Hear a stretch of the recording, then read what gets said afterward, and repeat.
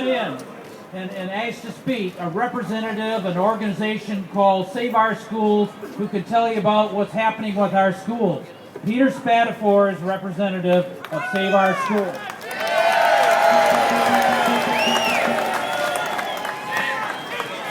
Good afternoon. Can you hear me? Can you hear me? Very good. I'm Peter Spatafor. I represent the SOS Coalition. We're a broad coalition representing school employees, school board members, parents, and citizens like you, dedicated to a quality education system in the state of Michigan. First off, I want to thank AARP and all of you for coming out today. We're standing here at the beginning of what we all know will be a very long and tumultuous budget process. We have choices that need to be made. None of them will be easy. Let me hear, how many of you have children in the state of Michigan? How many of you have grandchildren in the state of Michigan?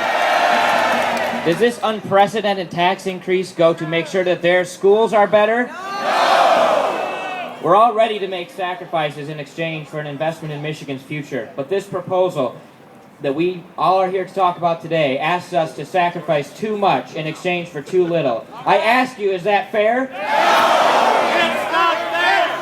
It's not fair! It's not fair! It's not fair! Not fair.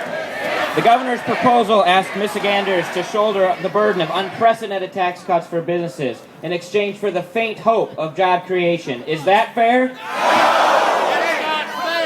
We all know that there's little evidence that points to tax cuts as the key to job growth. If you want to lure jobs, you've got to lure employers and employees. How do you do that? You do that with good roads, good schools, and good communities. This proposal puts over 100 school districts and countless municipalities on the edge of financial jeopardy. Does that sound like a place where would-be residents want to locate? It's not fair! It's not fair. It's not fair and it's not right. This proposal breaks a promise to Michiganders of all ages, a promise to provide a better Michigan, a Michigan where we all want to raise our children and retire to see our grandchildren grow up. This proposal asks the most vulnerable citizens of our state to sacrifice the most. In exchange for what? Larger elementary classes, countless unemployed teachers, and a colossal brain drain of recent college graduates. Does that sound fair? It's not fair! It's not fair! It's not fair! It's not fair! It's not fair! It's not fair! It's not fair! It's not fair and it's not right. I ask our legislators when they start looking at the budget process to subscribe to the Hippocratic Oath. We all know that means do no harm first. The way I read this budget implies that someone's spell check wasn't working. This reads more like a hypocritic oath.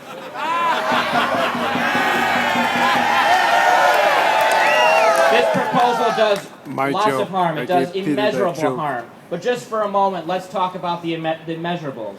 Michigan, at one time, was one of the best funded education systems in the country. We've now moved to below average. This proposal sends us to the bottom. That's not good policy, and it's definitely not fair. It's not fair! It's not fair! It's not fair! It's not fair! It's not fair! It's not fair!